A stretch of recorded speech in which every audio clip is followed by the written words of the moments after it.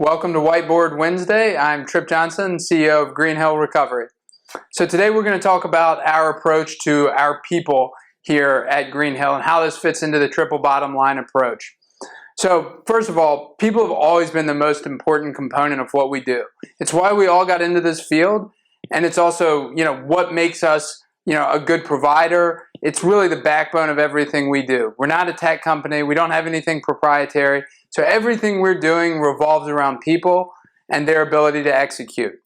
So we're gonna take a step back and talk about theory some as far as people go and how this theory informs our practice. It's in terms of hiring, professional development, and how we're interacting with the outside world.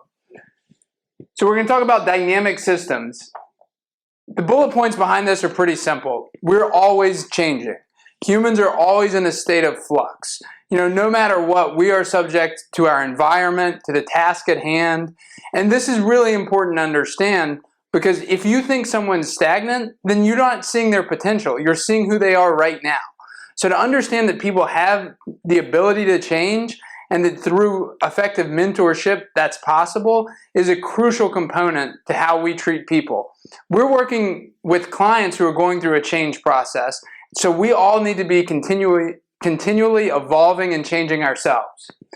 Next is this idea of Kaizen, which is a Japanese word I probably mispronounced, but was made famous by Toyota, and the idea that they were always trying to improve their systems, trying to make them more efficient. So it's just a notion of continual improvement. So when you've got a dynamic system, it needs to be aligned toward the idea that we're continually improving. If we're not moving forward, I think we're moving backwards. And I don't want to stagnate either. So the idea that we are all aligned behind the idea of continual improvement is extremely important to me and part of our entire culture. And then third, isomorphism.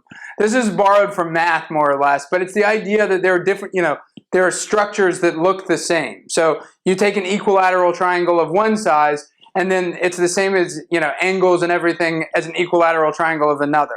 How that shows up in relationships and with people is that we're very likely to imitate, if I'm managing someone or I'm their supervisor, that relationship is likely to inform how they manage the people that report to them. So it's really important top down that we're setting up a structure that we want to see emulated. For me, how this has shown up is that I have to invest the right amount of time in our senior leadership before I can focus on people who are, maybe on the front lines of our organization. It doesn't mean that I don't want to work with the people on the front lines of our organization. It just means that I owe it to them in the long term to invest in their managers and their managers' managers. So this is really what informs our approach to people. Now, that was just the theory. Some of the implications, I think this is where it gets really interesting, at least for me. This idea that coaching and mentoring need to be in our DNA is extremely important. Again, when we think about that theory of continual improvement or we think about dynamic systems, if we have this, unmet potential, as we all do, it's extremely important that we're investing time and energy in coaching and mentoring. You can't develop policies and processes to completely manage the human element. This isn't the Industrial Revolution.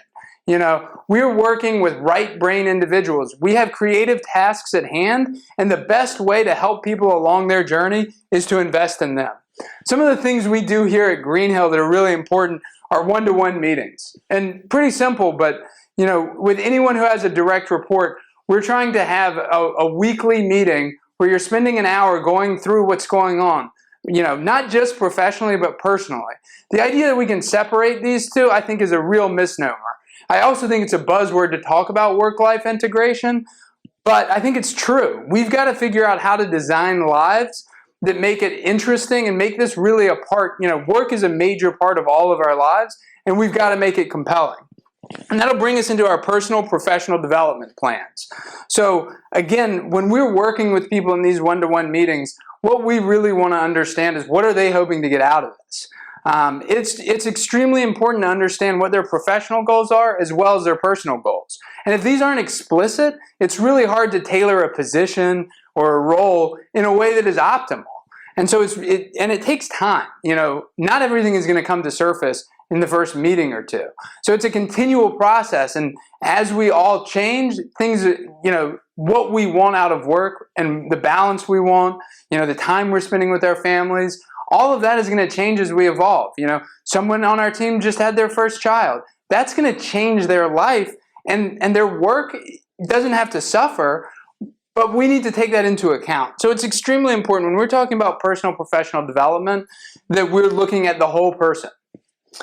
Next, I'll talk about value-based hiring. Now, I have an interesting anecdote around that and the idea of Kaizen. And it's simple. We actually interviewed someone, and she was a good fit, it seemed, but the interview just didn't go well. Instead of saying, hey, this isn't going to work out, we gave feedback, and we told her, hey, the role that you would be filling here needs to be interacting with families who may be in crisis. So we need to tone it back. We need to be a little more serious, but we think you've got all the skills. She came back for a second interview and just knocked it out of the park, and it's been a great fit ever since. So I think going into it, what we knew is that she shared our values. In a future Whiteboard Wednesday, we'll go into the importance of, why I think it's of the utmost importance to build a values-based culture. But ultimately, this is what keeps us all aligned and helps us build a common language.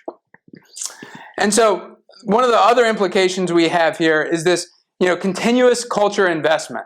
It's not enough to say, hey, we're throwing a holiday party. It's not enough to say that we care about our people. It's, culture is a lot more than the snacks you have in the break room. This is really about creating a sense of community, creating a team. We're not a family. We don't love each other the exact same way a family does, but we are a team. And we want to invest in people like they are members of a team, knowing that they may have to go on, to other opportunities at some point. And that's going to bring me to another interesting point. I never want to hear the words employee retention. Number one, I don't want to hear the word employee around here. Number two, we shouldn't be trying to retain anyone.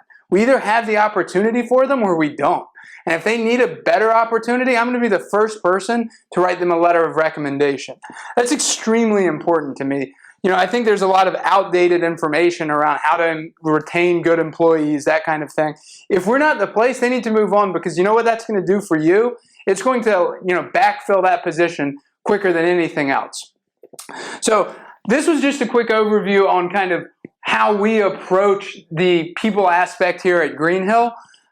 We have established a working group that is looking kind of more in depth at things. So our people working group is looking at, what are our hiring practices? How are we taking diversity and inclusion seriously?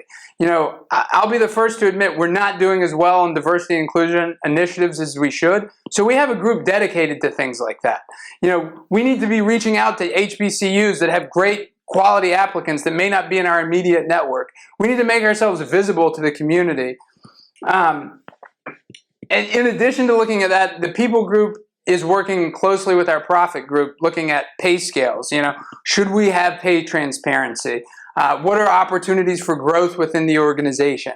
How are we building career tracks? We're only 3 years old as an organization, but at that time, we've had people kind of move up in the ranks over time.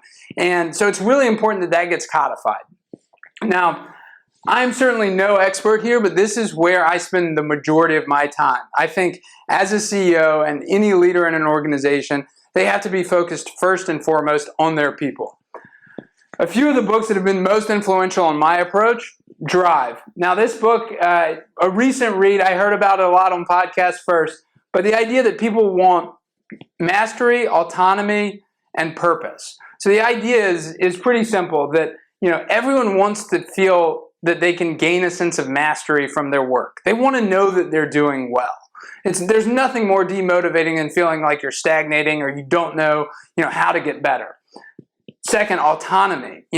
Especially in today's environment, even before the pandemic, there's this move to remote or distributed work. And not only that, but people can pick their own schedules. We're not here on an assembly line. Bob doesn't rely on Jane to make the widget. We can create a lot more autonomy in scheduling, and I think this is an important move as we're in the 21st century. Next, as far as my personal leadership goes, I think this was highlighted last week, but 15 Commitments of Conscious Leadership. I think this is just a must-read for any leader. And then finally, traction. This, if you're not familiar with traction, we'll probably talk about the entrepreneurial operating system at some point in the future.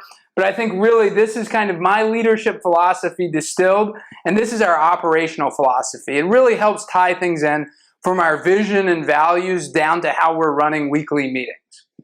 So I highly recommend checking out these 3 books. They're going to be a lot more useful than listening to me. However, I hope you did enjoy this Whiteboard Wednesday, and stay tuned for next week as we talk about how we're addressing, our corporate responsibility to the planet. So thanks a lot. We'll see you next week.